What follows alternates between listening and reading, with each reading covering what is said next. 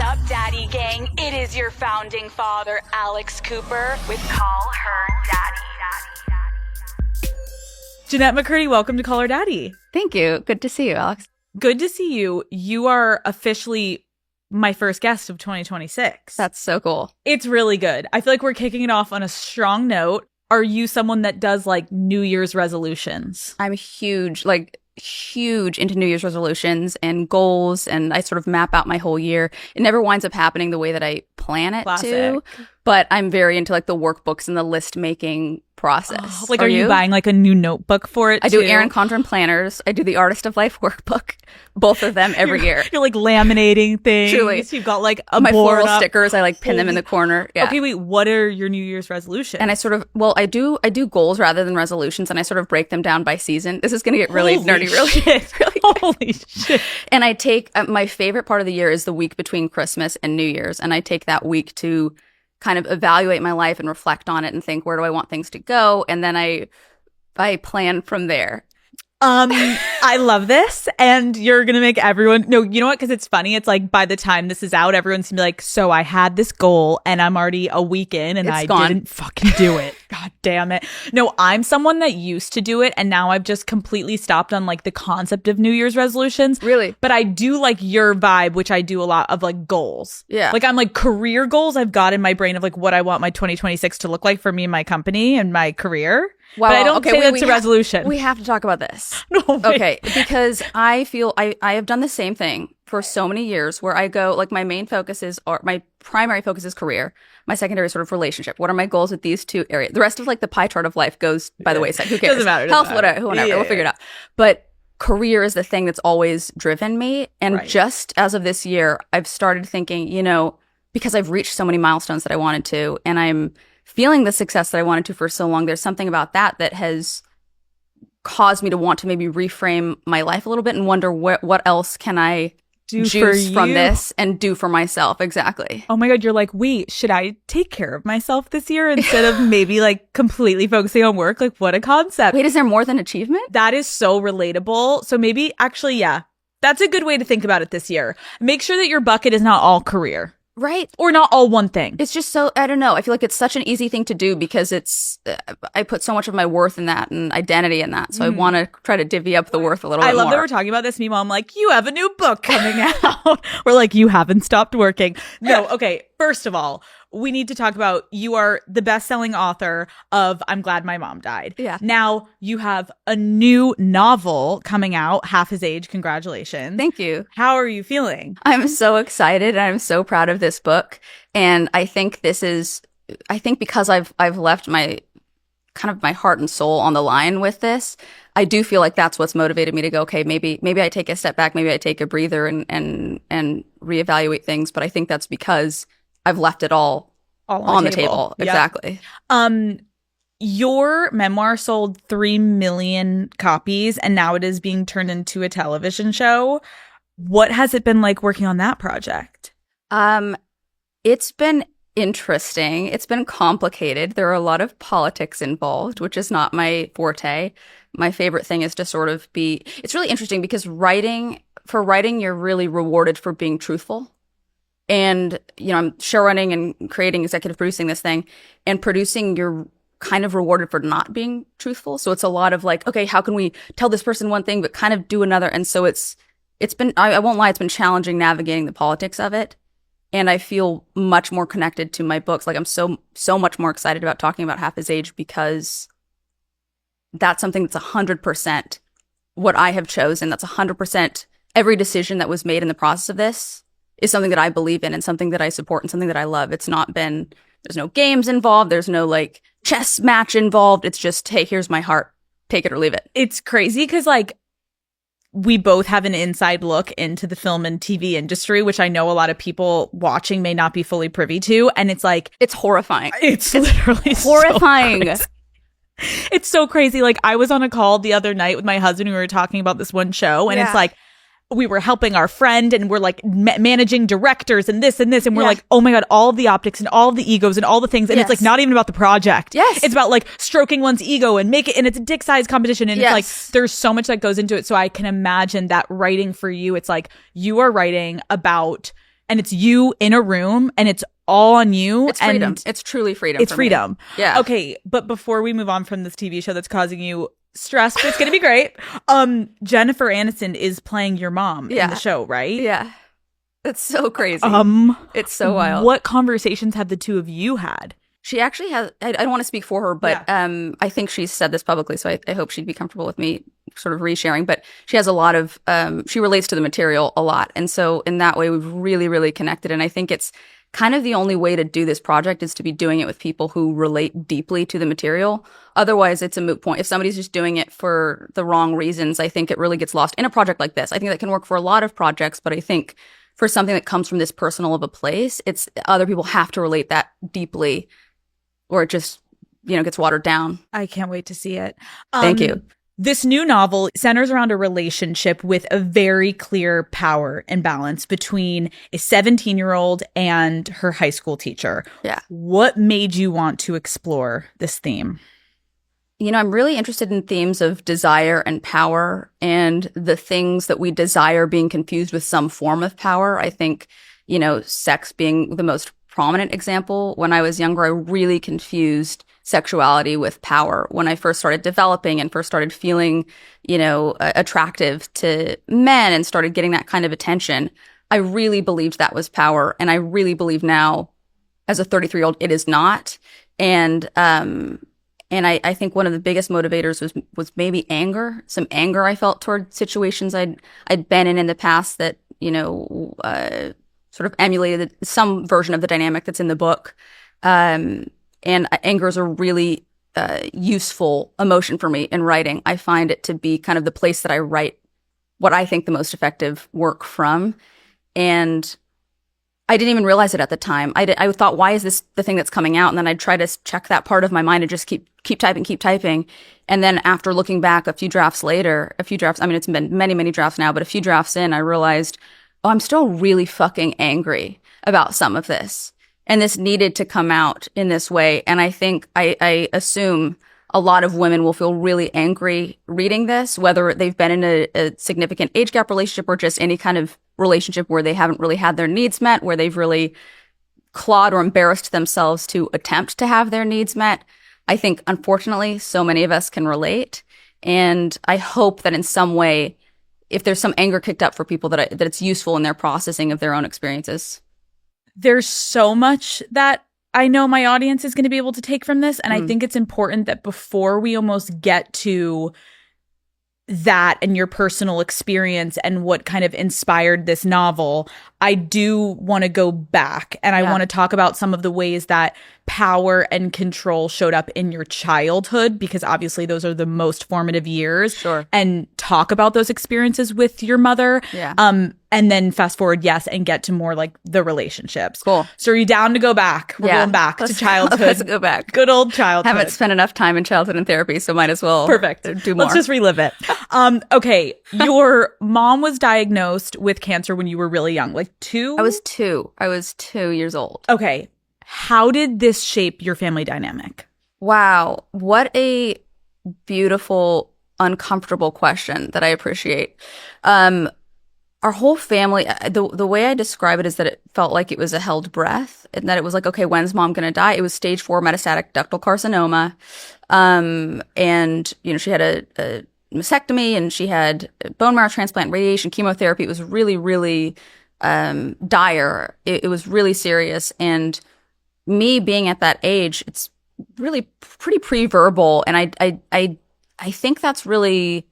I think that really influenced my life for a long time. I think feeling the weight of the gravity of, okay, this person's death is imminent, and obviously not being able to articulate any of that or put any words to it or understand it. It's just a lot of adults looking at you, a child, with this grave, serious, oh, it's going to be hard kind of look. So I think some of my earliest memories are of like church ladies with coiffed hair and casseroles standing in front of me with pity and looking really like, oh, you poor thing. And so I think that definitely did influence some of my initial narratives about the world and how it works and how scary it is and how scary it is. And that's been a process to reframe those narratives and find new ones.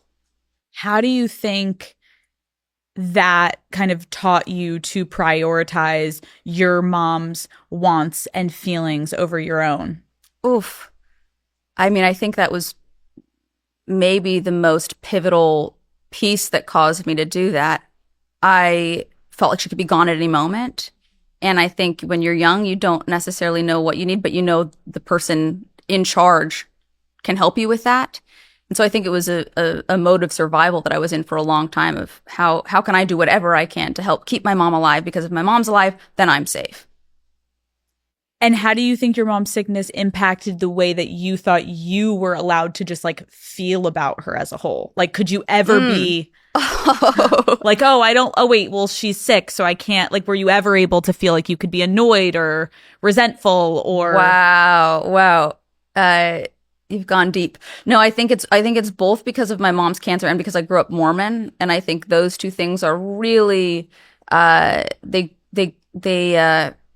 are in tandem with guilt. They're really sort of rooted in guilt. It's like, okay, this person has cancer, she's dying, and you're Mormon, and you have to be nice. So it was really, I would feel such profound guilt if I even thought an annoyed thought or felt anything that was other than, oh, mommy's the greatest thing, that I think I would just stuff down that annoyance. Any resentment that was brewing, I would stuff it down. Any anger, I would stuff it down. And it was just, okay, I'm allowed to feel these 3 emotions and anything else is bad. So I can't feel that. And I'm going to just keep stuffing it down until eventually, of course, it can't stay stuffed forever. And it came up. You were 2 when she got sick. So she went into remission, though. At some point, she became healthy. Yeah. Was she in remission and then she was healthy by when you were 4? Yeah. But then when you're 10, this is still a topic of conversation. Do you know what I'm saying? Like, yes. How long did this linger and play out? Yeah, she went into remission within, I want to say like a year and a half, somewhere around there. But she really, in my eyes, utilized her cancer. You could say utilized, you could say weaponized. One's a little more judgmental, but I think either one's appropriate, honestly. She really did not let me, or I have 3 older brothers, or any of us forget, you know, mommy had cancer, mommy could go at any minute, the cancer could come back at any minute. It was a constantly used phrase in the household is mommy's cancer could come back at any minute. So it was kind of, we were living in the state of, okay, she's better, but not really. Like, it's going to come back at some point and that's going to take her and that's going to destroy our family. And so it was really just this tense feeling in the household. I mean, eggshells feeling all the time. You obviously were a very successful child star, and that was not something that you decided for yourself. Your mom made that choice for you. What do you think that she was trying to achieve by making you act at such a young age? And how old were you? I was 6 when she put me in it. I think she was trying to, if I like feel into what I think she was trying to be seen, feel seen through me. I think she was living vicariously through me. I think she felt really, I guess I'll never know, but really my gut instinct is that she saw it as an opportunity to feel seen because she never really did. She never felt she got the attention that she needed or her needs met or whatever. And so she thought this is an opportunity for that to happen. And I think at first it kind of did seem like it was useful in that way for her. I think at first it did make her feel, when I would get recognized, I could just, her face would just light up, just blow into the hugest smile, and she'd be so thrilled. But what type of pressure did that put on you as a child? A lot. So much. Did you recognize the pressure initially? Like, did it ever feel fun? No. Oh my God, no. Yeah, it was really a lot of pressure. You're asking questions people haven't asked before. So it's really interesting because I'm sort of like finding it as I go, you know, but take your time. Thank you. It really just, my life just felt like pressure for so long. And that kind of ties into what we were talking about earlier with like trying to find what are the other aspects of the pie chart of life, because I think from such an early age, I was so programmed for achievement, success, that equals mom's happiness. Mom dies, and then it's like, okay, but still achievement and success equal happiness. And then it's like, okay, now I've achieved things. What else is there? There has to be other means of joy, and I know that there are, and there it can't be the thing that I think you plant a flag in. But I think that's what I did from an early age was, okay, success equals mom's happiness, achievement equals mom's happiness. Let's achieve, let's succeed, let's do whatever it takes. Did you ever recognize when you were younger that you were the breadwinner of the family, or was it kind of smoke and mirrors? I think I started to realize that around 13. 12 is when I started really, making consistent money. I had booked a bunch of guest star roles that year and commercials and things that were bringing in more steady streams of income than beforehand, where it had been kind of more sporadic. And that's when I remember, I would overhear my parents' conversations and, okay, well, Jennette can cover that. We can get this and that'll be fine. Because she got the Sprint PCS commercial. So it did, I think there was an added layer of kind of pressure at that point of, okay, so I need to kind of take care of my family, and this is the way to do that. This will be helpful. Looking back, how do you think the financial success that you were having impacted the power dynamic with your mother? I wish it had impacted it. Like, I wish I was just a little like diva rolling around sassier. Like, Mommy, give me my latte, just saying what I wanted and what I needed. Instead, I feel like I was really just kind of everybody says this, so I'm wary of saying it, but I do feel it's truth. I was kind of a chronic people pleaser and trying to, so consumed with being polite and saying the right thing and saying, the appropriate thing and the thing that the person needs to feel okay about themselves. And so that was my mode of operating. My primary mode of operating was, how can I just make this other person feel comfortable? Meanwhile, I was a nervous wreck, uncomfortable ball of stress for so long. You mentioned that it was never fun. You're like, no, oh my God. You almost laughed. You're like, oh my God, no, acting was never fun. I was always stressed. I was always like, oh my God, I've got to go and do this to make my mom happy. Were you ever able to articulate that to her? Like, hey mom, I'm not loving this. Yeah, there's one memory that comes to mind. And also I will say, there was an aspect of, I did feel I was good at it at a certain point. I wasn't initially. I really was very stiff in my body and really, I just couldn't access the thing that I feel like makes for good acting, just that leading off of instinct and impulse and just kind of being free. I couldn't access that for a long time. Once I started being able to access that, I did feel good at it, which was helpful. It was nice to feel good at something. I think that's just universal, right? It feels good to be like, okay, I'm good at this thing. But no, there was one time when I had tried to bring it up to my mom and said, I don't want to act anymore. I was in the car. We were in our old Ford Windstar on the 101, and she really instantly went into that kind of the mood switch that she was really, really common to her, where it was, what? No, you're going to break mommy's heart. What? No, you're so good. This is our chance. This is our chance. This is our family's chance. And it's hysterics. It's that, but it's tears pouring down the cheek, screaming, really, really hysterical response. And so as a kid, I think it's impossible not to program that as, okay, don't do that again. Don't ever say that again. That's not an option. That's not okay. But that's also programming of speaking up for yourself as a child. You were essentially taught, don't do that.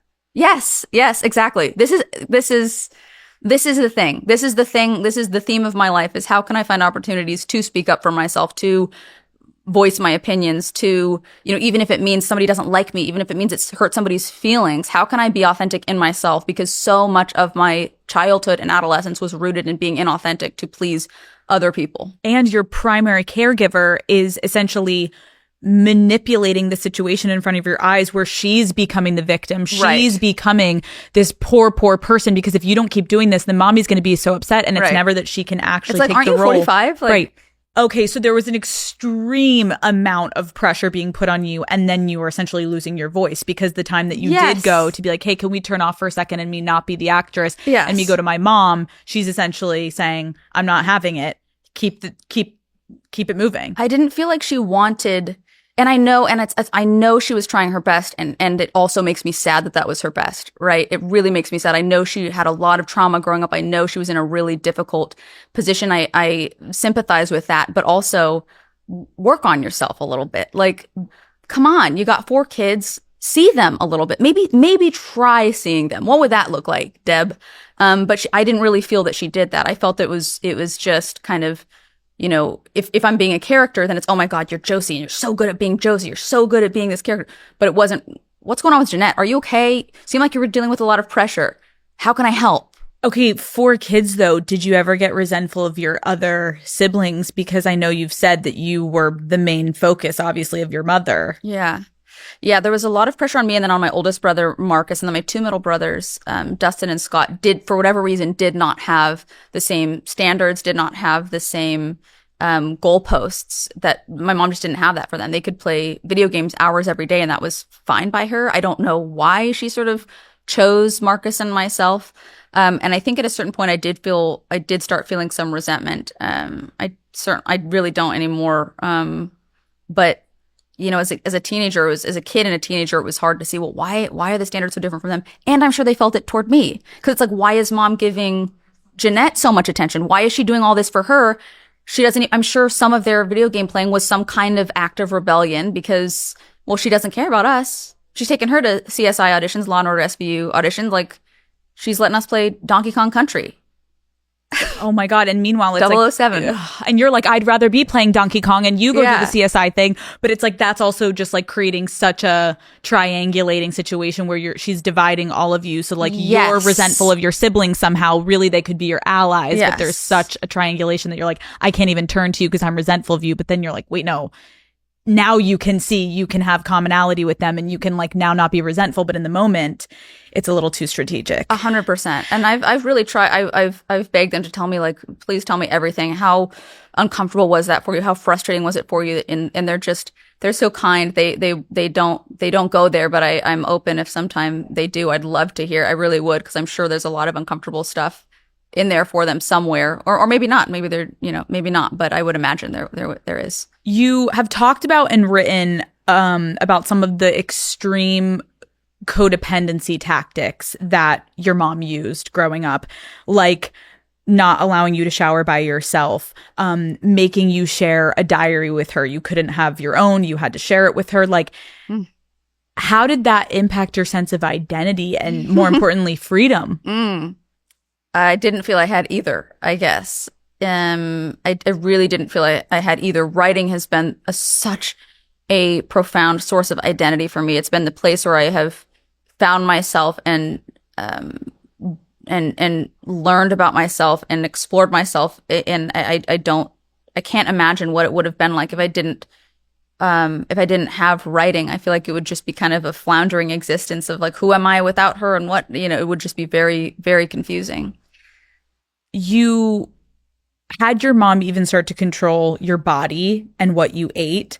How did she initially start to explain these intense dieting strategies to you? This is where it gets really complex, right? And it's so specific and anecdotal and whatever. But because she had breast cancer when I was so little, I one day wake up and I feel like a lump in my right breast, right? I'm like, oh my God, I have cancer. I'm dying. That's my thought. So I go to my mom and I say, oh no, I have a lump. Not realizing that's breast tissue developing. I was 11 years old at the time. It happens. And she instantly there was no moment of, oh, you're developing and this is normal and we'll get you a training bra and we'll whatever. And this is the process. It was just, oh my God, we got to get you on a diet plan kind of thing, And so it was then we would team up together, and count our calories together every day. And I'm smiling because it's like, I'm remembering how it felt fun for me at the time. It felt like a form of connecting with my mom at the time. Oh, we can write down everything that we eat. And we had 2 bites of this shrimp scampi lean cuisine and just whatever the little things were that we ate that day. And then we'd compare our notes, and then she would advise me on the next day and what we could do and how we could streamline a little bit more, cut back a little bit more. Her thought being, if you develop early, that's more likely that you'll get cancer. I think that's one of her things, is she was really, really scared of me getting cancer. Fair, right? And then I think the other thing is she really just did not want me to grow up. I think me growing up represented to her differentiation of the two of us. And I think that was very, very uncomfortable for her. Very uncomfortable for her. The idea that, oh, Jennette's a different person from me, because that means she can't live vicariously through me anymore, right? If I'm a different person, I have my own wants, my own priorities, my own goals, aspirations, and she can't sort of intercept that anymore. And I think that was really, really threatening to her. So I think puberty was really threatening to her. And therefore she doubled down on the control. Exactly. So through, using this almost as a bonding moment. Yeah. How do you think your dynamic shifted in terms of you actually got closer through the eating disorder? Yes, absolutely. Okay. I think I had been so close with her for so long, or I thought that I was. I thought I was the close that really is. I thought I was genuinely intimate with her. Only years later did I realize it was completely not that. It was not that. But the eating disorder stuff really, really bonded us in a way that was like, this is our thing. We're in this together. It was very secretive. We're not doing it in front of the whole family. We're not comparing notes of what we ate today and counting our calories together and tracking things and planning out meals the next day in front of anybody else. It's after everybody falls asleep, and then we do it in the kitchen, or we do it on the couch, and we sit there and nobody else is home, and we figure that out together. So it was this really kind of secret bond that I think fueled the disordered thinking in such a significant way, because it was that thing that we had together. Yeah. Control and suppression of anger are tied to developing an eating disorder. How did those two states of being relate to your mother? I don't know why I'm like thinking of anger. I'm thinking of suppressing anger. It's such a theme in my life. I think it's something that's so important to feel fully and be able to stand with yourself in. And that's the one that I really was like, ooh, that's a bad one. So we can't go near that. What was the question? Did you feel her anger ever? Yes. Oh my God. Yeah. I mean, she would chase my dad around the house with a steak knife. Like there were outbursts frequently. There were mood swings constantly, outbursts frequently. Daily, I would say. Our neighbor Bud would like peer his head over the fence and say he was going to call social services and we need to do something about this. And it was really kind of public knowledge at a certain point where she couldn't hide it anymore. And it was okay. There's a lot of anger here, but I was just scared of her anger. And I think being so scared of her anger is what made me really unable to process my own, see my own in any way. And I also think this is, I don't want to speak for my brothers, but I do sense this theme where like we all have this thing where we're polite and we're, yes, of course. And oh my God, yeah, no, I would never. And like really trying not to offend people. But I kind of want nothing more than my brothers to just be like, I'm fucking angry. Like I just want to see that in them because I know how helpful it's been for me. And I hope to just continue exploring anger more. Well, you never had any other option other than to be prim, proper, and perfect. Yes. And so then again, that then creates even more anger where children should be able to have a moment where they have a tantrum and they lash out and they're angry and they're upset and then they are consoled and they're held and they're listened to and they voice their feelings and then their parent is supposed to be like, I hear you, let's make sure this gets done and happens for you. Yes. And for you, you're like, how can I make sure mom is okay and mom doesn't have a temper tantrum and mom is, and so you've never been able to be like, what is Jennette want? Yes. Ever. Yes. And I think, what the memoir made me realize is how unfortunately common that is. I mean, that's the biggest thing that people tell me when they come up to me is that they had that same experience with their parent. And there's, they couldn't vocalize their own needs. They couldn't stand to themselves. They couldn't feel their own emotions. Because of the power imbalance. Exactly. How are you going to tell your mother? Exactly. 6, 7, you're going to stand up to your mother? 10, 13. Well, I'm feeling some resentment towards you. Yeah. It's not even no. Yeah. You said that you didn't know what anorexia was until you overheard your mom talking about it with your doctor. Yeah. When do you think it finally started to really sink in that your mother was actively not only enabling, but also encouraging an eating disorder? In that moment when I heard her speaking with the doctor, it was when I first started piecing things together of, okay, at that point, we'd really been in the trenches of cataloging everything we wrote, restricting calories, really monitoring, weighing me all the time. She'd measure my thighs. All of these behaviors had been in play for a while. And then hearing my doctor speaking with her, I didn't know, I was maybe 11 or I was 12 maybe at that point. And so I didn't know exactly what was going on, but I had a feeling, that gut instinct, something was wrong. And I shoved that gut instinct down and I said, okay, there's no place for that because mom would never do that to me, right? Mom would not, come on, she's my mom, whatever. Give her the benefit of the doubt. And I just kept giving her the benefit of the doubt at the expense of my own self-trust, for a long time. I know that you've been eating disorder free for years. Yay, yeah. And you said on your podcast that you can now finally accept and love your appearance. Can you talk about how you were able to get to that point? Well, my the therapist I saw specifically for eating disorders was really instrumental in the process. His name was Jamie Farquhar. He was in Toronto. I was working on a thing at the time and saw him, and he did a mixture of, he worked with me with using DBT and schema-based therapies.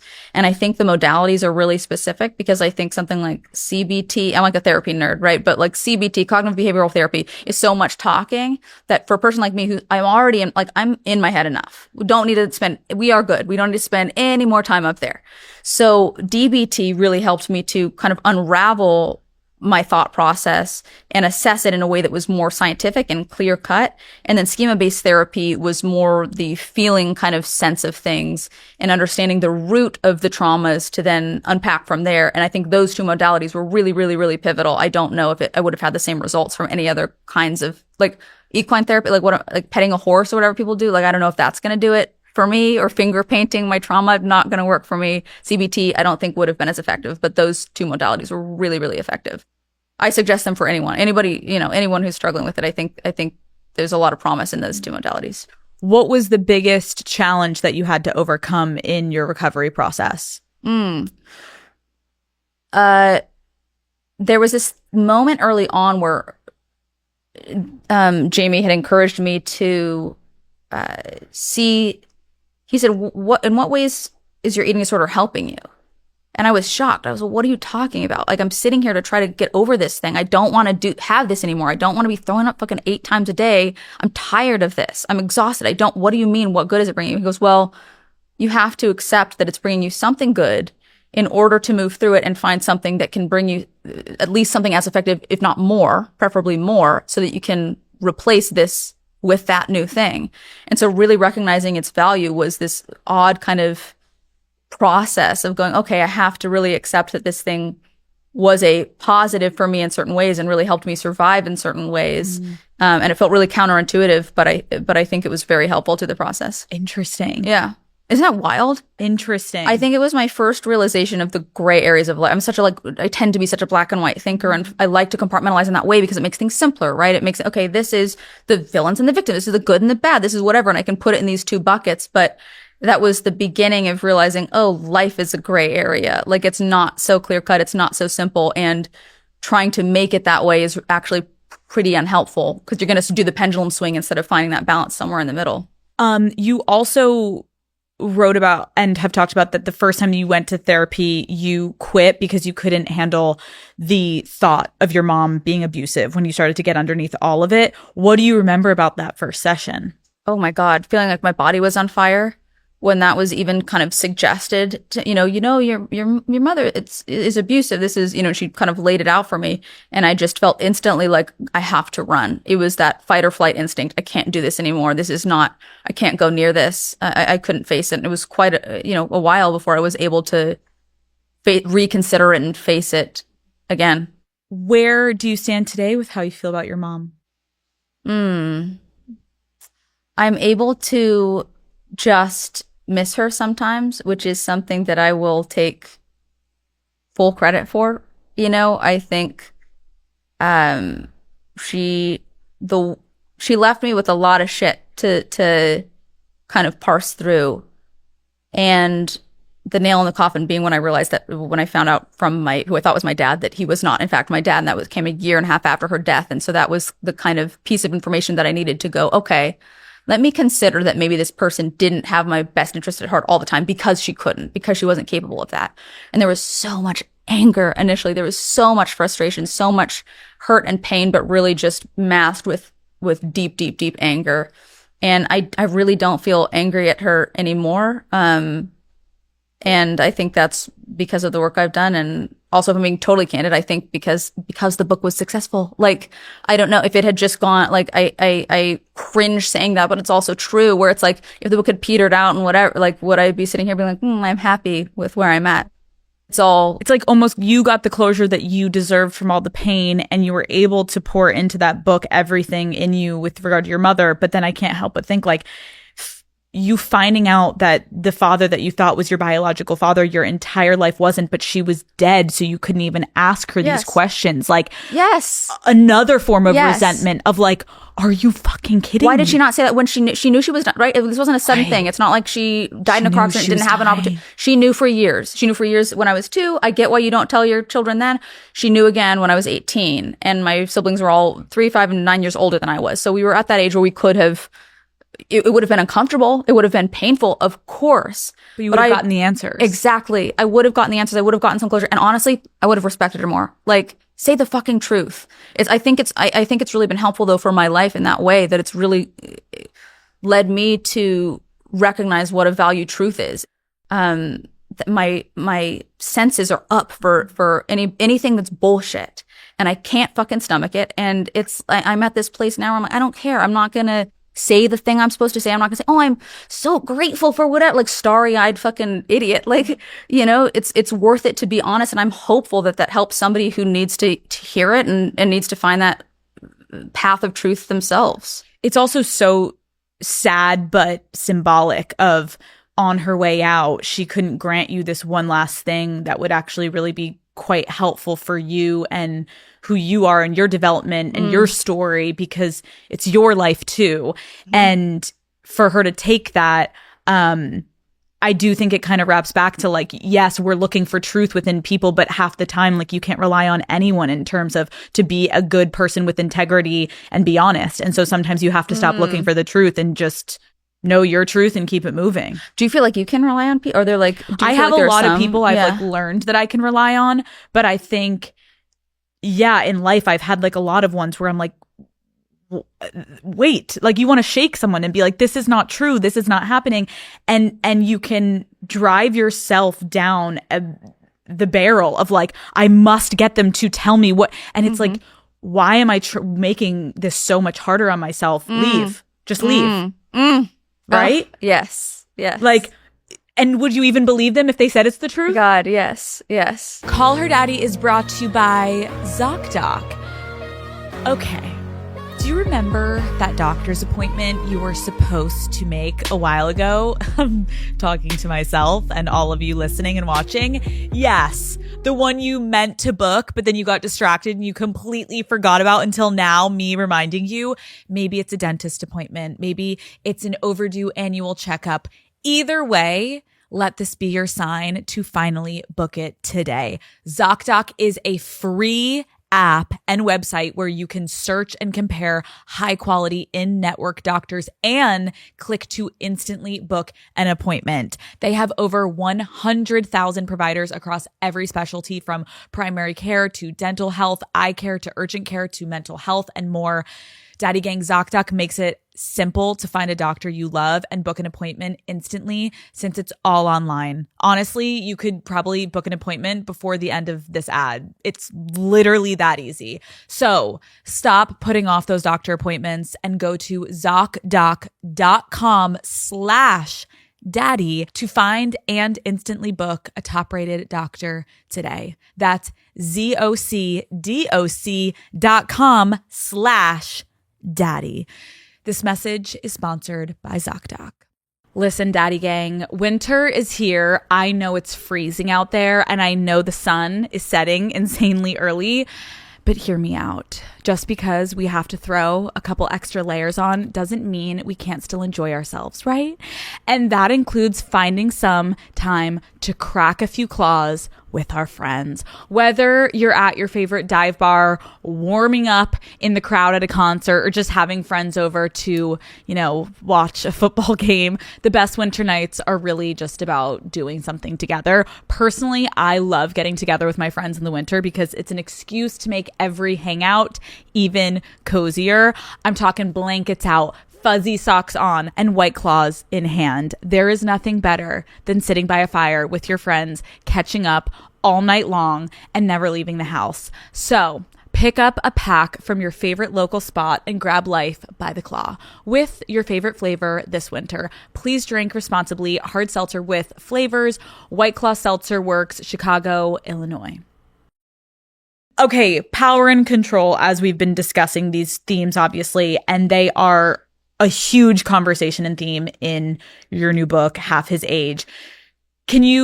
I know we kind of talked about it earlier, but can you just kind of set the scene for my listeners of like what this novel is about? Yeah. The main event of the novel is a senior in high school's sexual relationship with her creative writing teacher. But to me, in a way that's kind of, I guess, similar to I'm Glad My Mom Did It. That's sort of the main event, the big noisy event. But underneath, it's really about desire and loneliness. And why do we desire things that might not be good for us? And why do we so desperately paw at the things that we desire, even if we know deep down they're not good for us? Why do we still pursue them so relentlessly, so exhaustively at the expense of oftentimes our own self-esteem, our own self-worth? That's sort of the deeper. Every girl's going to be like, yes, yes. And no, it's really relatable and it's scary and it's uncomfortable and it's I've had versions of this in my life, and I know you, when you were 18, yes, your first relationship was with a man in his mid-30s. Yeah. How did your personal experience inspire the book? I want to hear about yours as well. I'm really curious, but you know, I think I don't know how to not write from a deeply personal place. I was really excited to write fiction. I thought, oh my God, like this is, and I completely want to keep writing fiction. That's my really biggest takeaway from writing Half His Age. But I also can't help but write from that place, because that's the thing, like I mentioned earlier, sort of the anger, if there are those deep, deep, painful feelings, writing is my way to closure for those feelings, is my way to closure for past experiences. And I think my way for connection with other people who are kind of seeking a similar closure in some way. But I didn't even realize how angry I still was about that. I thought I was done. I thought it was good. I thought I didn't really consider that. I didn't think of him ever, this person I was in a relationship with, at all. Like he wasn't on my mind, right? And then I'm writing this book, and it was only several drafts in where I looked back and I said, why this? Why now? And it was, because I have so much anger left about this thing, because there's so much left to process about this thing, because I have to find closure on this stage of my life through this. Interesting. Yeah. Well, it's so hard because when you're that young, it feels like you're just in it. Like there is kind of no processing. Sure. And then you get out of it and you kind of need to really, really remove yourself to a certain degree to actually have any wherewithal to look back and unbiasedly look at yourself and be like, what happened there? And you can actually look at your younger self as like your older sister of your younger self, if that makes sense. It totally does. I'm curious. So did you feel like there were like, for me, I feel like there were micro moments of processing or micro moments of like, something's not adding up. Yeah, something's not quite right. Did you feel that? Yes. And yeah. I think I like still haven't fully processed it. Like I think through my show or whatever, I'll like tell stories, and even sometimes I think I romanticize it. And so it's still like a little like. Say more. What are the ways that you romanticize? I think that when I was 18 and he was like 33. Yeah. I was 19. He was 33 or 34. Okay. Weird. That's weird. That's weird. Can you imagine now being with creepy? It's oh my God. Imagine me being with a 19-year-old. Like, no, that's a great way to put it. When they are older than you, it doesn't matter what their career, there is a power imbalance. Yeah. And so there is something enticing about it. There's something mature about it. There's something kind of elusive about it that you're like, ooh, this is going to make me, it's all to like, it kind of helps you fuel your ego at such a weird, susceptible time 100%. to like, I don't know who I am. And so you kind of like migrate into their world and you feel like, oh my gosh, they're helping me find my identity. When really then when you have the actual capacity, when you hit that age to look back and be like, oh my God, in your 30s, I shouldn't even be talking to an 18-year-old. Yes. I think it's confusing because you want to believe that you're like smart and you mature. Yeah, of course. Which they tell you, which we're going to get to. Yeah, it's complicated. Yeah. It's very complicated. So I have a lot of empathy for women that are listening, and we're going to get into this conversation that I acknowledge there's probably potentially some still romanticization that you can be doing to that previous relationship if you had an older person in your life, but also let's start to unpack the other side to it. Yeah, my mind just went to also like those moments where I would piece together that something was wrong, and I feel shame in saying this, but I remember that, you know, there was this point when he would introduce me to his friends, and he would take me to kind of barbecues, and I would meet the friends and their wives, and the guy friends would be, you know, hey, like to all smiles, whatever. And the wives would be like, hi, nice to meet you. What's your name? Okay. Jennette, yeah, great. And I thought, like, are they being mean to me? And now I say, oh no, they fucking hated this guy's guts because they know shit. They knew shit then that I didn't know. And they're looking at this man like going, what a fucking loser. You brought another younger one here today? Yes, exactly. How young is she this time? And it's like, and you took it personally. Because you didn't even fucking know the conversation at hand was like, you didn't even know what it was. And you didn't even know what they were thinking. Exactly. And I'm just saying, oh my God, they were being protective. They were being helpful. They knew so much more than I knew. If only I had sat and talked with one of them instead of splitting a vegan hot dog with, I almost said his name. Can I ask, like, how did you guys meet? You met through work. Yes. There's nowhere to meet anybody else. All I did was work. You met at work. So you are a young actor at the time. Were you 17 when you met him? 16? I think I was 18 by the time he started working on the show. I think. I'm not sure about that. It's possible I was younger, but I was at least 8. I was most likely 18. And how did this relationship start? A lot of like hanging out on set, a lot of hanging around we would hang out in the writer's room after work. He would show me movies that he thought I would like Dazed and Confused, which I did not like, but I pretended to like. He would play me music that he liked, which I did not like, but I pretended to like. It's also like, why do they all have terrible taste? That's horrible. They have such bad taste. Or Jennette, pause. Maybe it's because they're 30 fucking whatever and you're 18, so there's no way you're gonna have the same taste. Yeah. Maybe when you get to that age, you actually would like that movie or that song. But how are you at 17, 18? I still don't like it. I still think these you're like, actually, fuck that shit. But you know what I mean? Half the time you're like, they're showing you shit. You're like, who? Yes. What? Yes. Yeah. And everyone else in the room that's that age is probably knows what that is. Yeah. Because they're of the same decade. Yeah. Yes. Yes. Exactly. Okay. So you guys start hanging out. And then how does it like progress to a relationship? He comes over. The feelings part of it, like us saying our feelings, I don't remember the sort of nature of that, but I remember him coming over really drunk one night to my apartment. At this point, I've moved out of my mom's place. I'm very new, like also red flags all over. I've been living away from my mom for maybe 2 months, and I'm like, great. Okay. A relationship. That'll be great. And he comes over and he has beer stains on his shirt and he's bumbling around. And at this point in my life, I've never had a sip of alcohol. So I don't understand how drunk he is. Like now I go, okay, he was drunk off his ass, but I didn't know, did you drink one drink and that's how drunk you are? How drunk is one drink? How drunk is 10 drinks? I had no frame of reference. So he just comes over really drunk and we like make out. And it's a lot of dry humping and it's that for months. And I tell him, you know, at that point I was still I was no longer going to church, but I was still kind of tied to my Mormon roots and didn't want sex before marriage and didn't feel ready for that. And I certainly was not, in terms of maturity. And so he and I just made out a lot and kind of, you know, dry humped a lot. Very high school. What do you remember about how you felt about the age gap?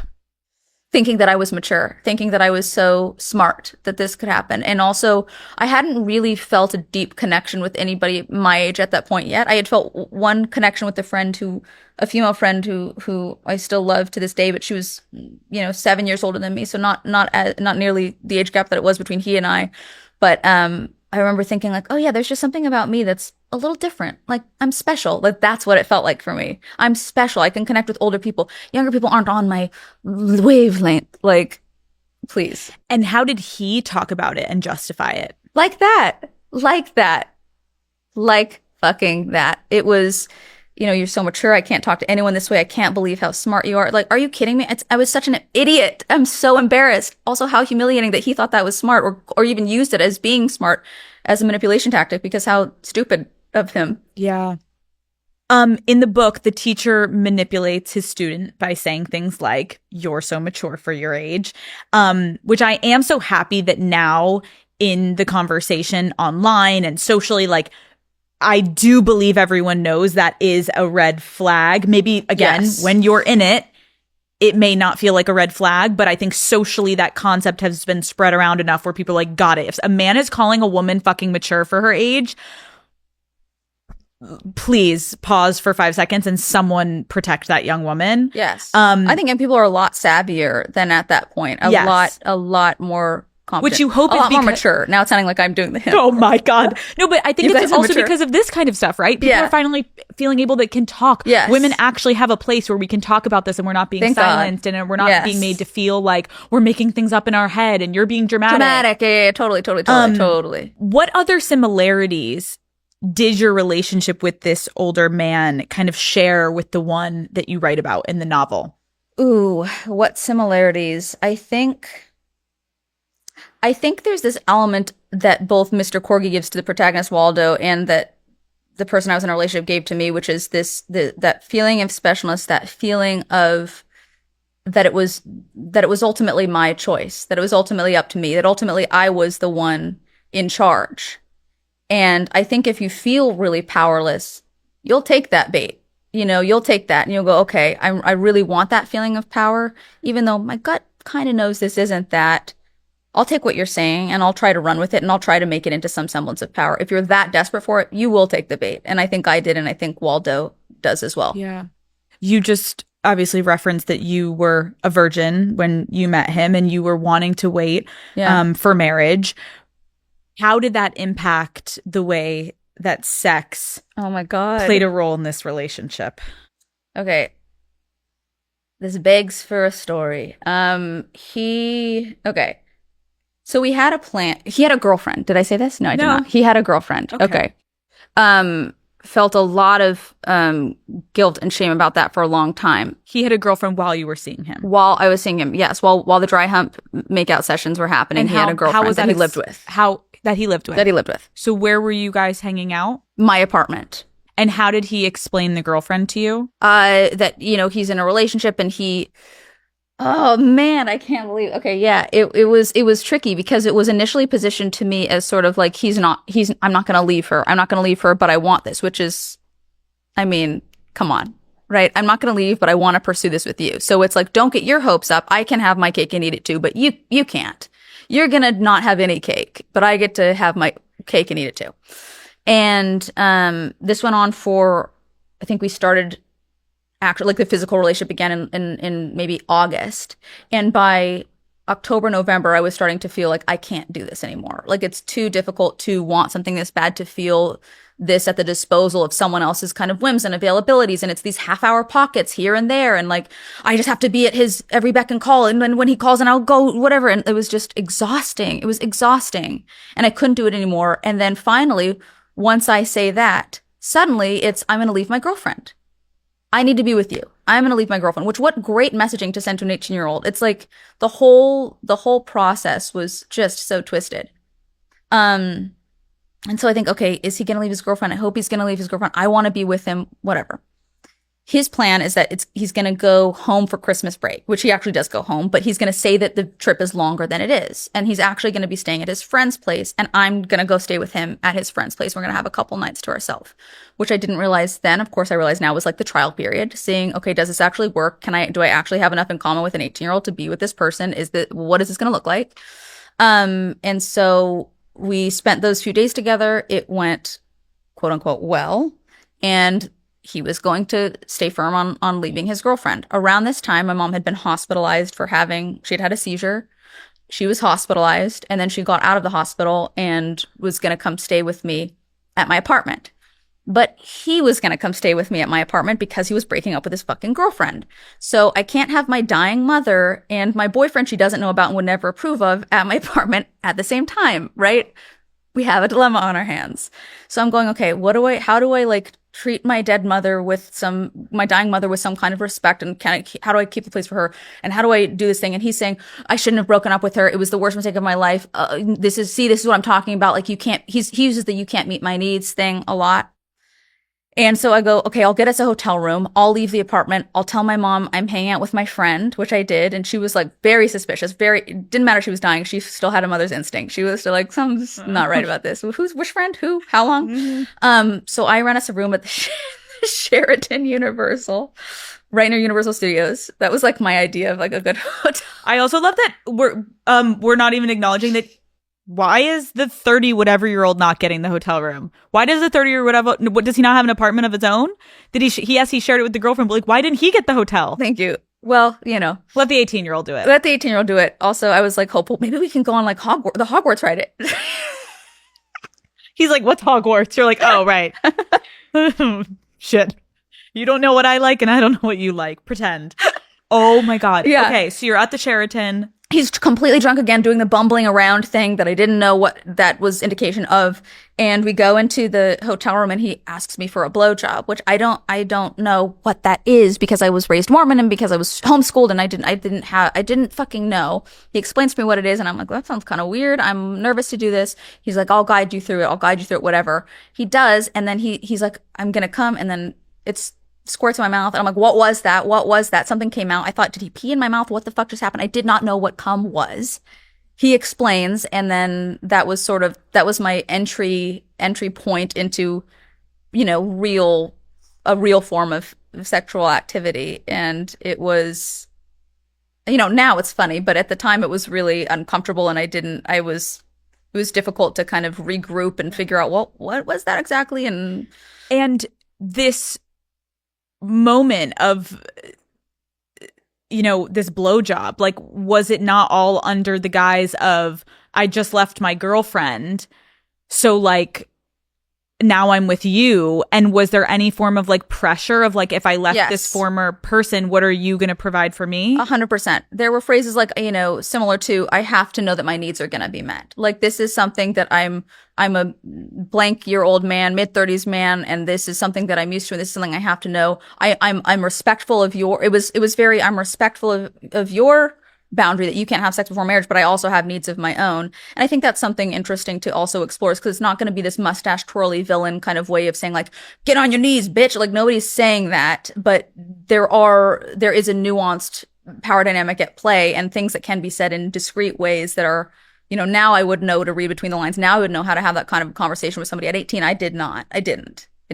And I don't think most 18-year-olds know what to do because, again, go back to the beginning of this relationship, it starts with you're feeling special. Yes. And so when you're feeling so special, but you are the underdog, there's going to be moments where when every idiot is like, well, why didn't you just not do it? It's like, there's so much psychological warfare that you're going through in your head trying to understand, like, how do I keep this thing going? Because it's making me feel so special. And it's like giving you your sense of identity. 100%. And then yes, there's a moment where you're like, but they're the older ones. Like, this feels right. If they're telling me this is going to be okay and normal, like, I should trust this person, right? Yes. You're trusting of this person. And then it's like, to what extent are you like, wait, I'm fully getting taken advantage of here. Yes. Like, I'm 18. This is the person with their right mind and their fully formed frontal lobe has happened. Yours hasn't yet. Yes. There's a responsibility that they completely neglect in those situations. 100%. Did you have any similar experiences to that? Or what was your age gap relationship like? Had you had other relationships beforehand? I had other relationships, but they were all very similar in age. Yes. And I think with sex, for me, I felt like there was a performative element that I felt like, it was always told to me, and I kind of forget how he would like word it, because like you said, it's not like fucking suck my dick, bitch. It's discreet. It's very discreet, but I always knew there were other women, if I wasn't there, that could like take my place. And so in that moment where you're not feeling like, I don't really want to do this tonight, or I'm tired, I'm whatever, in the back of your head, you're like, well, if you don't, like, guess what he's going to be able to do, and you're going to lose your spot. And so there's like a pressure you put on yourself, but it's not you put it fully on yourself. It's because of the things they're telling you, but somehow they are not in the wrong, and you feel horrible. You feel like, well, I should do this, right? Like, why don't I want to do this? And if I don't, then this is going to happen. So, and it kind of all becomes a game within yourself. 100%. And they're not even a factor somehow. Yes. Yeah, I'm also curious if you had this thing where I feel like sex, or, you know, anything sort of physical intimacy can be confused as it's almost like more of a turn on if they're not available. Like, it's uncomfortable to say that, right? But there's some element where it's like, things would happen in my body where I would feel the relationship is threatened, or I would feel he was pulling the rug out from under me. Okay, he's not as interested. Oh, he's going to go to one of his other options, or he's going to go back to his other girlfriend. There's all these other factors that if I would feel one of those at play, you know, sex. Just, yeah. I'd really crave sex. I'd really want sex. Sex for me was a means of finding commitment, was a misguided means of assuming I'd found commitment, a misguided means of assuming I'd found attachment, a misguided means of assuming I'd found safety. But the second that the two of us come, it's gone. It's fucking gone. Dude, that's so bleak. And it's so real. No, it's so real. Because I bet so many women are listening to this, and it's like saying it out loud is maybe rare to hear that statement that you just said, because I don't think a lot of women have the confidence maybe to admit it. And I really respect you for saying that. Thanks. Because I think a lot of women are going to watch this and be like, yeah, I have had the same thing where you're like, in the moment, you're just like, I literally don't know what else to do other than physically give myself to this person. Yes. And you can feel it in that moment. You're like, yes, yes, yes. And you're right. The minute it's over, you have never felt dirtier. You have never felt more worthless. And it was like a high to go, if anything, you go farther down low. Yep. Because you're like, how did I think that this was going to solve anything? They're on their phone immediately after. They leave the room immediately after. And you're literally like, I did the most intimate thing I could give you, and I'm still nothing. Yes. Yeah. It's exhausting, because what you eventually will come to realize, as all of us will have our moment in life where you're like, that is not what sex should be. Sex should not equate to power. But when you are in a power imbalance, of course, as a woman, you're thinking, this is something I have that I can give to the man, right? Yeah. I understand too that this is a process that so many women have to experience on their own, and that like here, if there's somebody 21 watching, that it's going to be hard to relate to maybe the things you or I are saying, or they're just in a different position. And I wish so badly that I could just have that not happen for women. Like, I love women so much. I think they're so much cooler than men. Like, no, you're right. It is like, I guess as I sit here, I'm trying to think of that like 18-year-old version of you or myself. Yeah. And yeah, what could you say? What could you do? What could you do? Because the way we're speaking right now may be too reflective. Yeah. And to meet yourself where you're at, you have to think about all the insecurities and all the instability, and it would require such like I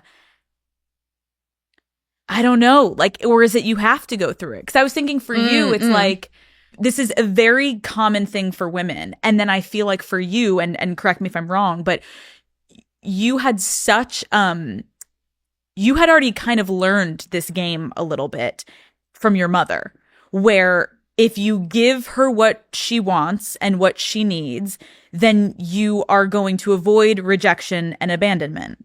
Ugh. The trigger words, yes. Right. Yes. So then this is kind of a similar thing where Definitely. It's like, if you give him what he wants sexually, you're going to avoid that rejection, but it's fleeting. So then how can you talk to me about how the sex continued to play a part of this dynamic for you with this relationship? Because like we're saying, you do it and then it's kind of like, huh. So how much did you compromise your self-esteem and your self-worth in that relationship, and where did sex fall into that? So I eventually did have sex with him. I disregarded my self-imposed rule of no sex before marriage, and that was definitely the right decision for me. I'm so glad that I did that. But having sex with him there was this, the only way I can describe it is that there was an addictive component where it was, that's the thing that I'm chasing. That's the thing that my nervous system is sort of hijacked in waiting for.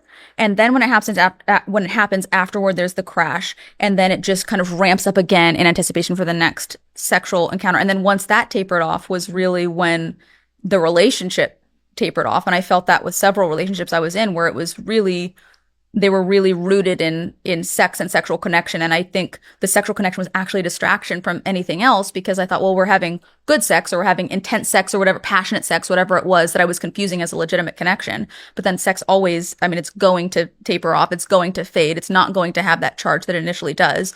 And then when that would happen, I'd go, oh, I don't really know if I like what I'm left with here. I don't want to be doing this anymore. How did it ultimately end, the relationship? My mom was dying, and I like weeks away from dying, and I felt this mode of almost invincibility of, okay, it all has to go. I don't fucking care about okay, what means anything? My mom's dying. I don't care about anything. And then we did get back together briefly after my mom died, and then that ended sort of quickly. So it was one of those, we were over, but we kind of tried it again for a second. Having other partners, and you kind of mentioned this pattern of the emphasis on sex to avoid the other things going on. Are there any other patterns that you can kind of look back on in romantic relationships that you started to see in partners that you were with? Oh yeah, all unavailable. All completely unavailable, whether they had a girlfriend or a mental disorder or whatever, there was something that was keeping. Yeah, they were not available. And I think there was something in me that really relentlessly wanted to chase that, and felt like, oh, if I can only make this unavailable man, who is showing me by every measure of availability that he is not available, if only I could make him available, then I would matter. Then I would have some sense of self-worth. The more difficult, give me a challenge. I'm always up for a challenge. That's what I wanted. And because that's what you did your whole life with your mother. Yes. Yeah, exactly. You're not available. You're not emotionally there for me at all. But hopefully you'll notice me if I tap dance hard enough and I sing loud enough. Then Mom, was that good? And she's like, huh. And it's almost like, again, that's the horrible part of a young woman, where then sex becomes another thing you can throw at the problem. I hate to say it like that, but and it is so sacred. Yes. And when you can learn to be like, no, I don't need to use this to get closer to someone. Yes. It's so powerful. But maybe it is, like we're saying, you kind of have to go through it as a woman. And some have to go through it in a much more heightened and intense capacity than others. Sometimes get away with one bad relationship and they're like, okay, never again. They're good. They know. Love that for you Love guys. Love them. It's interesting because I'm thinking of in Half His Age, I wanted to write it. It's told through this girl Waldo's point of view, the entire book, and it's not. We don't have her perspective when she's 30, looking back on it and going, here's what happened then, which I think can be kind of a hallmark of books that cover this subject matter, is that there's this territory where you get to see the person with their wiser self looking back in hindsight. And I think, as you and I were kind of realizing, I think it's kind of something you have to go through. I think that was, I literally am only piecing it together right now, but I think that was part of the motivation, because I kept thinking, should I have this section later on where she's older and she's piecing it together for real and what it actually meant? But it felt so important to not have that. It felt like I literally could not, that was not an option for me. I had to stay in her experience. It felt so, so, so important. And I think it's because it's going to fall on deaf ears. I don't want to be here sitting here preaching or teaching or trying to, that's not, I don't have the answers. It's just the situation laid out very plainly, and take from it what you will. No, it's fuck. Right? It's really frustrating, because you're, as a woman who has gone through a lot in relationships, and as have you, I agree, we're kind of sitting here being like, what's the advice? What's the takeaway? And I just feel like, especially in the world that we live in today, yes, still women are not considered equal to men in this country. That is a fact. And so it's the only way to garner strength and to gain strength and to become more of yourself is, unfortunately, as a woman, to go through extreme adversity. Instead of just a lot of times being a man is just be the man. It's are you woman enough? Is constant. Is she woman enough? Is she feminine enough? And we're constantly battling as women. Are we enough? Are we this? Are we that? And sometimes you have to go through all of that hell to then come out on the other side and be like, all right, I'm not going to take shit, and I'm going to have confidence, and I'm going to do this and that. But should we have to do that? Right. No. But is it the world that we live in? Unfortunately. A little bit of a pivot here. I was thinking about, I think a lot of people who understandably and unfortunately are constantly in survival mode for a good portion of their life can feel restless in secure dynamics. Have you ever found yourself feeling bored in healthy relationships? Only occasionally. And I really do try to kind of sit with that boredom when I feel it cropping up and recognize what a thing it is to be grateful for. You know, that it's not chaos, that there is something so sturdy.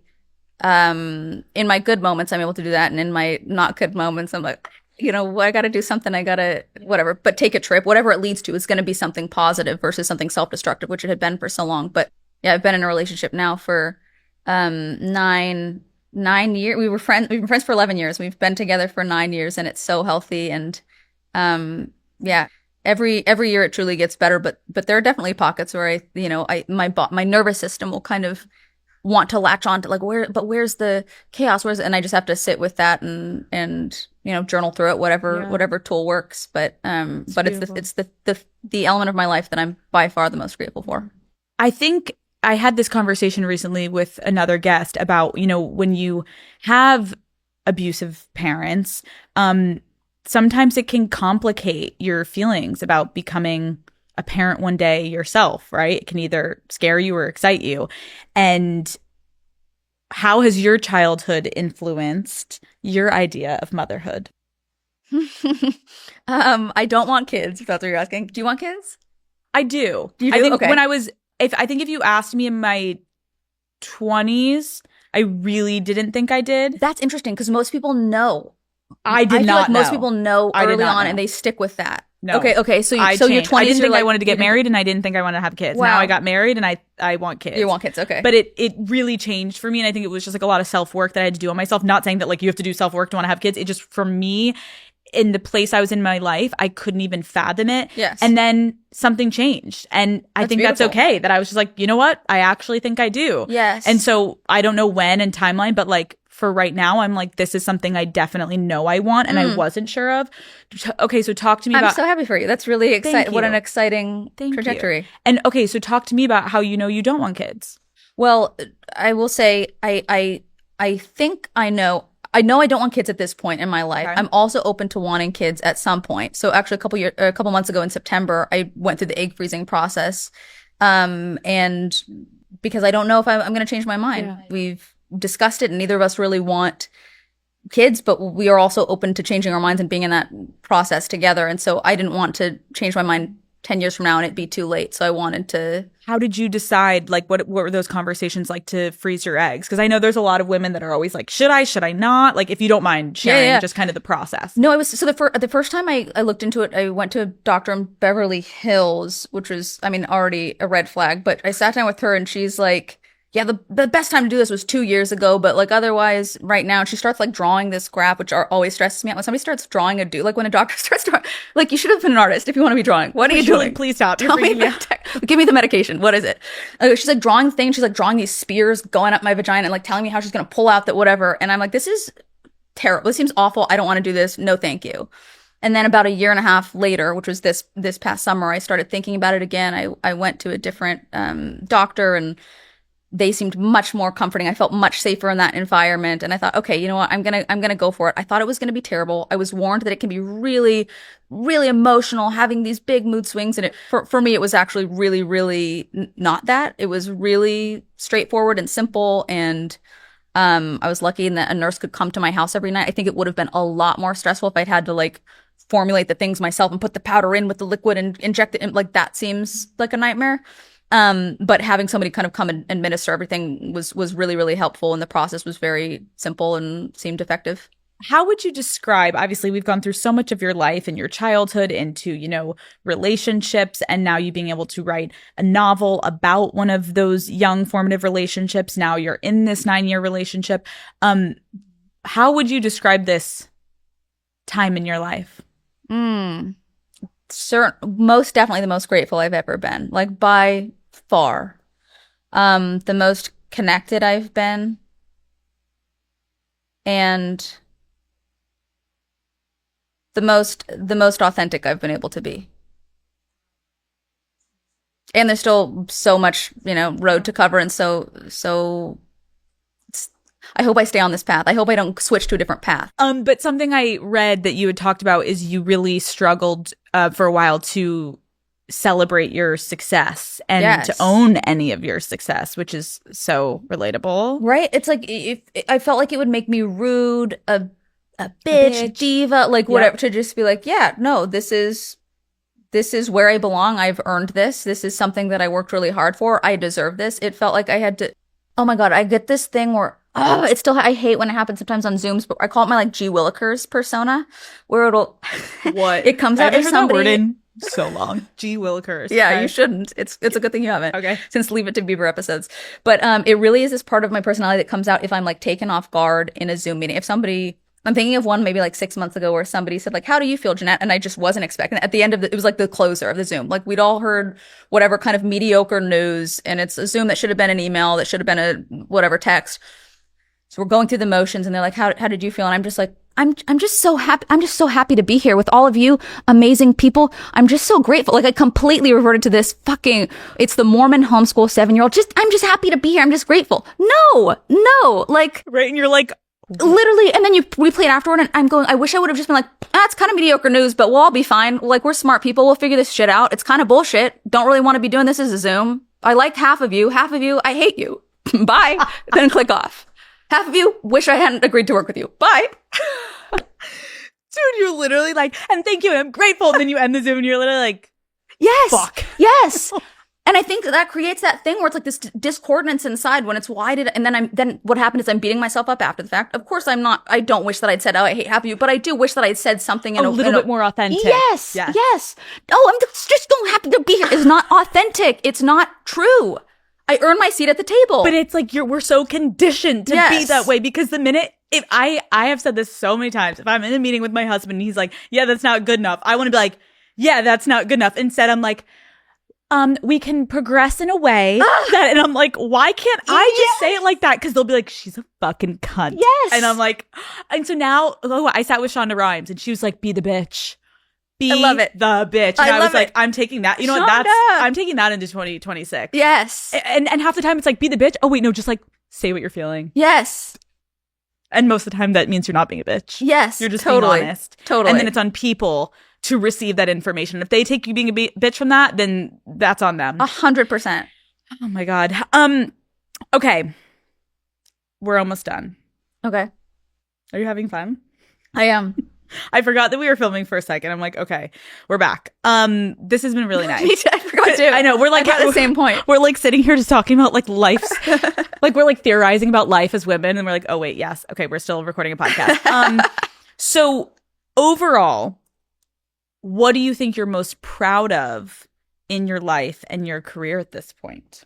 In my life and career, life, I think that easily goes to overcoming an eating disorder. I think that was the hardest thing I can imagine doing, and I've done it. And I think it's so important to say. They always say, you're always in recovery, and I think that's really negative. I think that's really unhelpful. I think saying, hey, look, I haven't counted a calorie, tracked anything that I've eaten, binged, purged, restricted, nothing in years is a message worth sharing, and something that I think a lot of people, I hope, can benefit from, and something that I know my past self could have benefited from.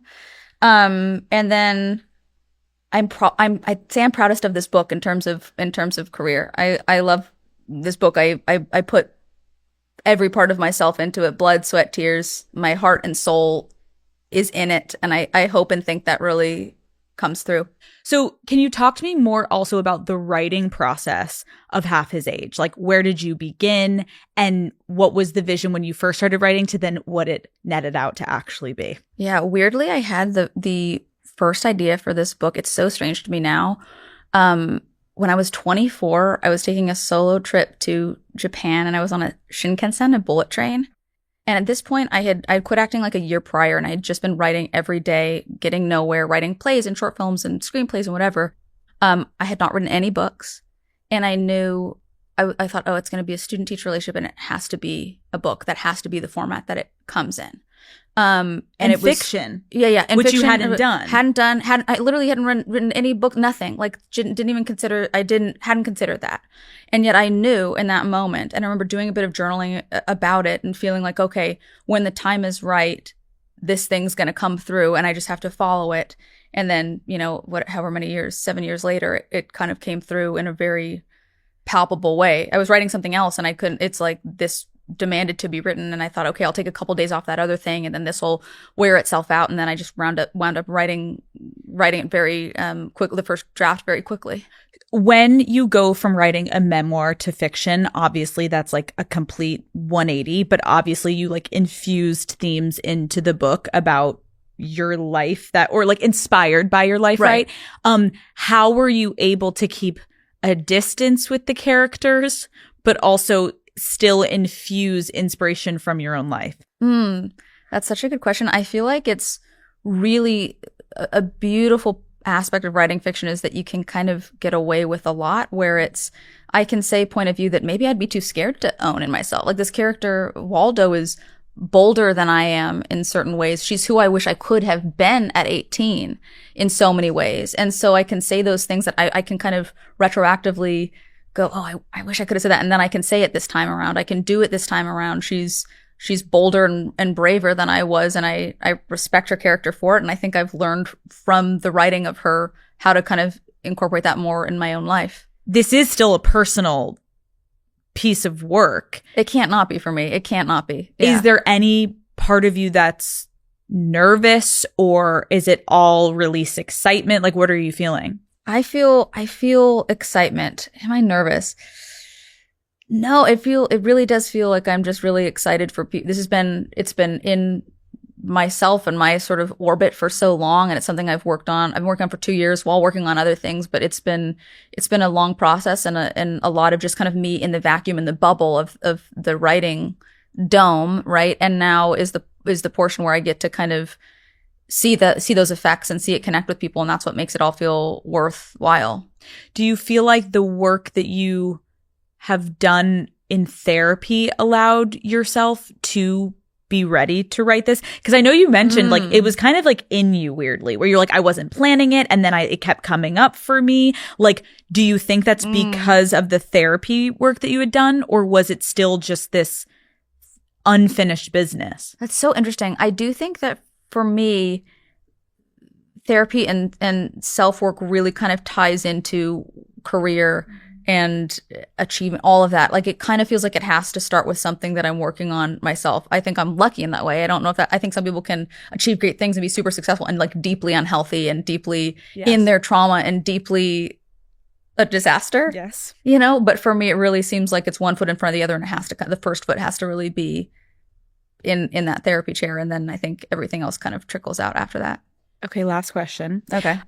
You said... Oh, I just felt sad. I know, me too. No, we'll keep talking after this, don't worry. Okay, great. You said in an interview that the more uncomfortable something is to write, the more important it is to write. What types of conversations do you hope your new book will start? I hope it sparks conversations around desire and power. Those are the two areas where I think there's so much to discuss. I think talked some of it through today, but I think it's just endless.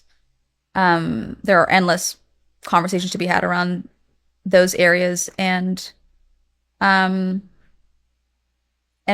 loneliness. I think there's a lot that's said about loneliness, and I think right now, despite being so plugged in as a culture so constantly, I think there's a real epidemic of loneliness, and I think that's explored in the book too. I'm so happy for you. Like, it's so obvious that writing has, you said, I mean, from a young age, like you wanted to be a writer, but now to see you walking the walk and living it and now coming out with your second book, like it's so incredible to see you doing something you love so much that's also cathartic and is helping you, but also helping so many other people. From, your memoir, I agree. It's like there are so many people I sit across from that I go to dinners with, that I know personally, that are in my family, that have struggled so much with the parent-child dynamic. Yeah. And again, that's something that I don't think has been explored as much it is being recently because of shame, right? Like, how dare you talk ill of family for the first, just that at the surface, but then especially your mother. That's a really complicated dynamic that you took on, and you did it so well that I think allowed other people to probably be like, okay, you know what? I can finally now start to also look inward and start to heal myself from that pain that I've experienced. Oh. And now this new book, I think there's something so prevalent and important and just honest about the themes that you've brought up that I think we hopefully will continue to explore. Again, I think we were both like in a good way, like we don't know the answer. Yeah. And a lot of times that means that then this is just the beginning of the conversation. Yes. We don't know the answer. Why has this not been a bigger conversation? And thank you for saying all that. I do feel like my experience of life has so often been like, why is nobody saying this? Whether it is sitting on a Zoom or sitting at a dinner table or sharing a holiday with a bunch of people. It's just like, why are we not talking about anything? It just feels like I'm going to fucking explode. And writing is the place where I can not explode, but explode in that way. I'm not explode in real life, but on the page and get it all out and hopefully connect in that way. It's, I think, the truest form of myself and the thing that I hope connects the most with people, and I think does. Well, all the way back to the beginning of this episode, maybe that is something people will take from this, is like 2026 is the year of say whatever the fuck you actually feel and stop putting on a front and stop pretending to be prim and proper in this or whatever you think people want you to be, and just be yourself and see how that goes for you this year. Yeah. I'm going to try it. Oh, fuck. Are you scared? I'm excited. I think it's a great wake up call for all of us, because I agree. I think we've been doing it too much. And I hope with your story, you felt like we dived in enough today where your message came across, because I felt like it was such a powerful message. And like, I appreciate you trusting me with your story, because it is a very vulnerable and honest one. So thank you for coming on Call That's Her so Daddy. nice. Thank you for having me. Thank you.